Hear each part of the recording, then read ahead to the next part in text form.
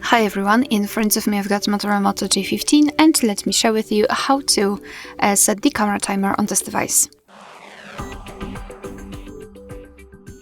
So let's start with opening the camera app. Currently we are in the standard photo mode, so we can take a look at this option bar, and on the third position from the right we've got the timer, so let's tap on it. Here in this device we've got 3 options, so off, 10 and 3 seconds delay. So let me choose 10 seconds delay, so simply tap on the option like to use. And you can see that the icon changed slightly. So now let's simply tap on the shutter button, and from now on your device will count down from 10 or 3 depending on which option you've chosen, and after that time it will take a photo. Alright, now we can turn it off just by tapping on this icon again and tapping on this crossed out icon, and from now on your device will take photos right after touching the shutter button. Alright, so that will be all. Thank you so much for watching. I hope that this video was helpful, and if it was, please hit the subscribe button and leave the thumbs up.